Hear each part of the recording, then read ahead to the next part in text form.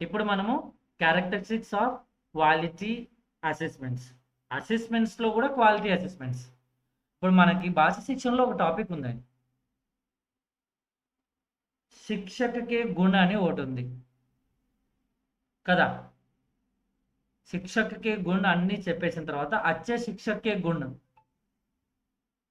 అచ్చే శిక్షకే గుణ అవి కూడా వస్తాయి. తర్వాత ఏంటిది స్ట్రక్ అయింది. అంతే కదా, సేమ్ ఇక్కడ కూడా అంతే. అసెస్మెంట్ గురించి చెప్పడం అయిపోయింది. ఇప్పుడు మనము ఏం చెప్పుకుంటామంటే గుణవత్త ఆకలనకి విశేషతాయే, క్యారెక్టరిస్టిక్స్ ఆఫ్ క్వాలిటీ అసెస్మెంట్స్.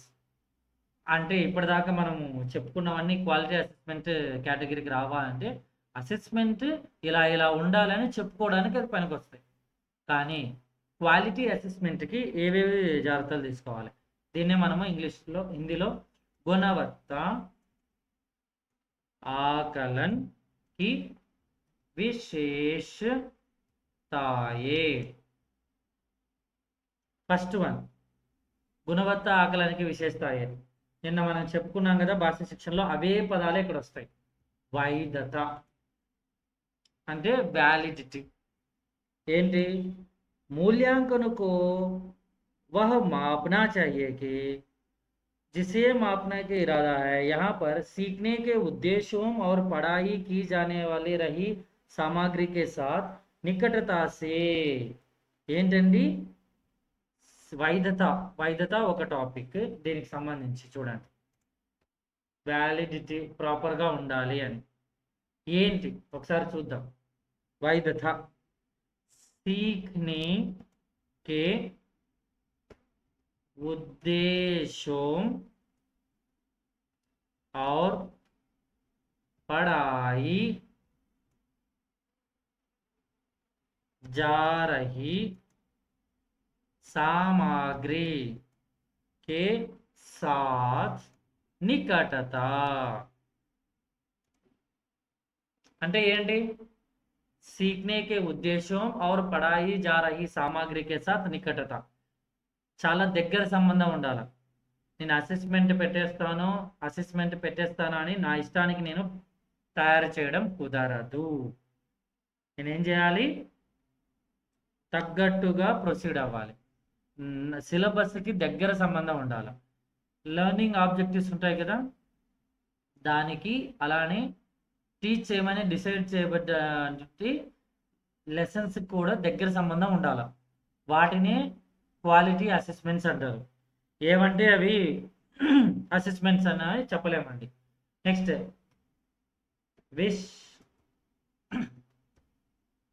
విశ్వసనీయత, रिलायबिलिटी समान परिस्थितियों में प्रशासित होने पर मूल्यांकन को सुसंगत और स्थिर परिणाम देने चाहिए. यहाँ पर विश्वसनीय आकलन भरोसेमंद होते हैं और महत्वपूर्ण उतार चढ़ाव से मुक्त होता है.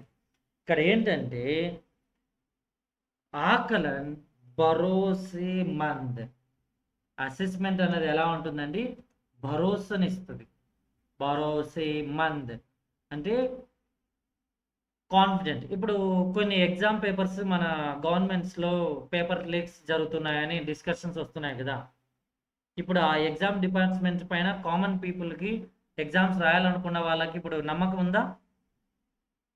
పేపర్ లీక్స్ న్యూస్ చూడగానే అసలు మనం అందులో ఎప్పుడు పొరపాటున యాడ్ అవుతామో, మనం కూడా అందులో బాధితులం అవుతామో అనే టెన్షనే ఎక్కువ ఉంటుంది మనకి. ఏమంటారు, అర్థమవుతుందా టీచర్స్? భరోసేమంద్ అన్నింటికన్నా కొంచెం ఒడిదొడుకులతో కూడినటువంటి టెస్ట్లు ఎట్లాంటివి అలాంటివి ఉంటాయి, ఉండకూడదు. Reliability is a must and should, చాలా నీట్గా క్లియర్గా ఉండాలి. Yes, consistency, standards, reliables. Next objectivity, वस्तुनिष्ठता,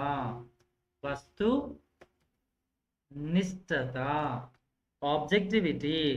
यहाँ पर मूल्यांकन की प्रक्रियाएं और सामग्री निष्पक्ष और तटस्थ होनी चाहिए और मूल्यांकन किए जा रहे सीखने के परिणामों से असंबद्ध कारकों के आधार पर छात्रों को किसी भी समूह को नुकसान नहीं पहुंचाना चाहिए. ఇక్కడ ఏంటంటే ఆబ్జెక్టివిటీ అనగా అన్వాంటెడ్ థింగ్స్ ఇందులో రానే రాకూడదు. అక్యురేట్గా ఇదా, ఓకే రైట్, దీనికి ఆ బౌండరీలో మాత్రమే ఉండాలన్నమాట, అంతకు మించి ఉండకూడదు. ఈ వస్తునిష్టత అంటే ఆబ్జెక్టివిటీ. ఆబ్జెక్టివిటీ తర్వాత మరొక ఇంపార్టెంట్ పాయింట్ ఉంది, పారదర్శిత్. పారదర్శిత్ అంటే ట్రాన్స్పరెన్సీ. పారదర్శిత్ అంటే ట్రాన్స్పరెన్సీ. ఉద్దేశ్య, మానదండ और గ్రేడింగ్ ఇవన్నీ చాలా స్పష్టంగా ఉండాలా. నెక్స్ట్ అన్నింటికన్నా ముఖ్యమైనది ఏంటంటే छात्र और शिक्षकों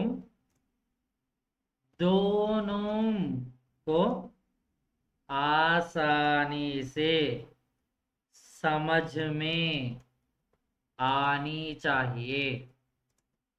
ఇద్దరికి అర్థమయ్యేలాగా ఉండాలి. అంటే ట్రాన్స్పరెన్సీ ఏం లేదు, నేను పెద్ద టీచర్ని, నేను చాలా టఫ్గా రెడీ చేస్తానంటే కాదండి. ఎస్, రికార్డ్ అవ్వచ్చు, మార్క్స్ అవ్వచ్చు, మనం వేసే ఏవైనా సరే. అసెస్మెంట్ అంటే ఏదో అటు ఇటుగా ఉండకూడదండి, ట్రాన్స్పరెంట్గా ఉండగలగాలి. ఇంకొకటి, ఎవరు కరెక్షన్ చేసినా అవే మార్క్స్ వచ్చేలాగా ఉండాలి. సరేనా? నెక్స్ట్ ప్రామాణికత. ప్రామాణికత అథెంటిసిటీ అంటారు అనమాట. ప్రామాణికతని ఇంగ్లీష్లో అథెంటిసిటీ అంటారు. సరేనా? ఆకలనం అంటే అసెస్మెంట్స్ని विषय वस्तु के लिए प्रासंगिक वास्तविक दुनिया के कार्यों और स्थितियों से प्रतिबिंबित करना चाहिए. అసెస్మెంట్స్ ఎలా ఉండాలంటున్నారండి? ఇక్కడ చూడండి, విషయ వస్తు के लिए, विषय वस्तु के लिए प्रासंगिक वास्तविक दुनिया, वास्तविक दुनिया के कार्यों और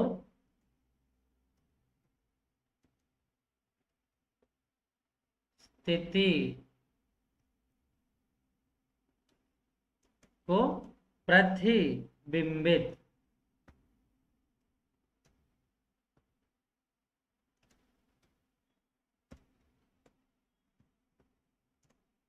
అంటే ఇక్కడ ఏంటి, రిఫ్లెక్ట్ చేసేలాగా ఉండాలి, నీట్గా, రియలిస్టిక్.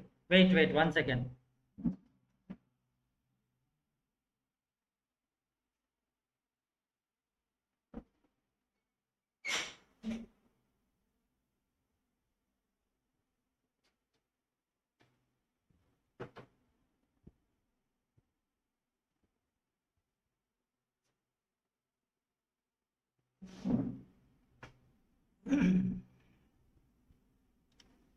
ఇక్కడ మనకేంటంటే దాదాపుగా రియలిస్టిక్ వీటన్నింటికి. సరేనా? విషయ वस्तुओं के लिए प्रासंगिक वास्तविक दुनिया के कार्यों और स्थितियों को ప్రతిబింబిత్ అంటే ఏంటి, రిఫ్లెక్ట్ అవ్వాలి. జస్ట్ సింపుల్గా ఉండకూడదు. అసెస్మెంట్స్ అంటే మ్యాక్సిమం రిఫ్లెక్ట్ అయ్యేలాగా ఉండాలన్నమాట. సరేనా? నెక్స్ట్ దీని తర్వాత కాంప్రిహెన్సివ్ కవరేజ్, వ్యాపక కవరేజ్ అంటే ఓవరాల్గా మన సిలబస్ అవన్నీ ఉంటాయి కదా, ఆ చాప్టర్ వ్యాపక్ కవరేజ్ అంటే కాంప్రిహెన్సివ్ కవరేజ్ అన్నమాట. కాంప్రిహెన్సివ్ కవరేజ్ ఏంటి, ఈ కాంప్రిహెన్సివ్ కవరేజ్ అంటే ఏంటి అంటే सीखने के उद्देश्यों के एक प्रतिनिधि नमूने को कवर करना चाहिए. అంటే లెర్నింగ్ ఆబ్జెక్టివ్స్ ఉంటాయి కదా, వాటన్నింటినీ పూర్తిగా కవర్ చేయగలగాలి. సరేనా? छात्रों के ज्ञान और कौशलों की गहन समझ, స్టూడెంట్స్ యొక్క నాలెడ్జ్, నెక్స్ట్ స్కిల్స్ రిలేటెడ్ డీప్గా ప్రతిదీ అర్థమయ్యేలాగా ఉండాలన్నమాట. विभिन्न प्रकार के प्रश्न और मूल्यांकन विधियों को हम शामिल करना चाहिए. ఎలాంటివండి?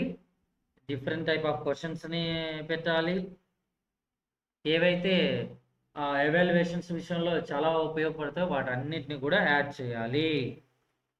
తర్వాత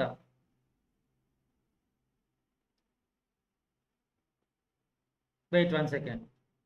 నిర్దేశ్ కే సాత్ సంరేఖన్.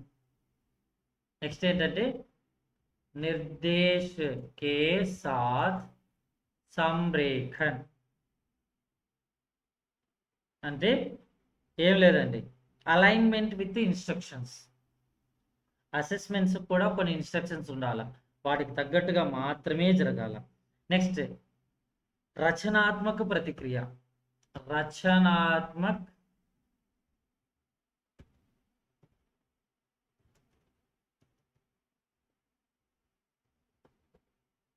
రచనాత్మక ప్రతిక్రియ అంటే కన్స్ట్రక్టివ్ ఫీడ్బ్యాక్ అనమాట. సరేనా? गुणवत्ता मूल्यांकन छात्रों को समय पर सार्थक प्रतिक्रिया प्रदान करते हैं. प्रतिक्रियाओं को न केवल सुधार के क्षेत्रों की पहचान करनी चाहिए बल्कि प्रदर्शन को बढ़ाने के तरीके पर भी మార్గదర్శన్ भी प्रदान करना चाहिए. ఇక్కడ ఏంటంటే దీని యొక్క ఉద్దేశం జస్ట్ ఏదో నెక్స్ట్ అప్కమింగ్లో ఇంకా వాళ్ళకి ఏమేమి మార్పులు చేయించడానికి మాత్రమే అని కాదండి. ప్రజెంటేషన్ ప్రాక్టీస్ కూడా అవుతుంది. ఇది ఏవైనా మన టాపిక్స్ ఉంటాయి కదా, వాటన్నిటిని ప్రజెంటేషన్ రూపంలో అవి చేయడానికి కూడా నీట్గా ఉండేలాగా.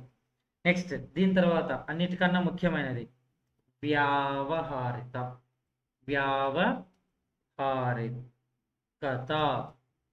వ్యావహారికత అంటే రియాలిటీ, ప్రాక్టికాలిటీ ఇవన్నీ అన్నమాట. आकलन समय, संसाधन और प्रशासन के संदर्भों में ही సంభవ్ హోనా चाहिए. ఇక్కడ ఏంటంటే అడ్మినిస్ట్రేటివ్, మనం ఒక అసెస్మెంట్ పెడుతున్నాం అని చెప్పేసి ఇంటి దగ్గర కూడా కూర్చొని రాయమని చెప్పలేం కదా. గుణవత్త ఆకలన के लिए this is the most important. Test రాయండి అని చెప్పేసి వాళ్ళ ఇంట్లో కూర్చోబెట్టి రాయించలేం కదా, పిల్లలు అందుకే ఇక్కడ వచ్చి కూర్చుండేది స్కూల్స్లో. నెక్స్ట్ తర్వాత లచీలాపన్.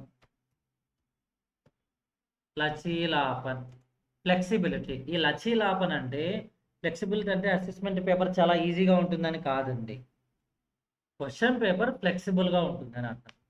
బాగా నీట్గా అర్థవంతమయ్యేలాగా అసెస్మెంట్ మొత్తం సార్ మనల్ని ఏం క్వశ్చన్స్ అడుగుతున్నారన్న దానిపైన పూర్తి అవగాహన ఉండడం అన్నమాట.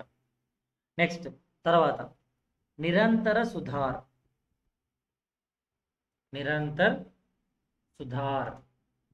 Continuous improvement. ఇప్పుడు ఒక్కసారి ఒక అసెస్మెంట్ పెడితే నెక్స్ట్ అసెస్మెంట్ లోపు వాడు డెవలప్ అవుతాడా లేదా, నెక్స్ట్ వాటికి అవన్నీ దృష్టిలో పెట్టుకొని మనం ఒక అసెస్మెంట్ అనేది తయారు చేయాలి. ఇది ద క్వాలిటీ అసెస్మెంట్ అంటారు. నెక్స్ట్ ఫైనల్ అన్నింటికన్నా ముఖ్యమైనది నైతిక్ విచార్. ఎథికల్ కన్సిడరేషన్ అంటారు అనమాట. అంటే ఇందులో కూడా ఎథిక్స్ అన్నవి ఉండాలి. ఓకేనా? मूल्यवान प्रक्रियाओं को नैतिक मानकों का पालन करना चाहिए. छात्र की जानकारी को गोपनीय सुनिश्चित करना और किसी भी प्रकार के भेदभाव से बचना चाहिए.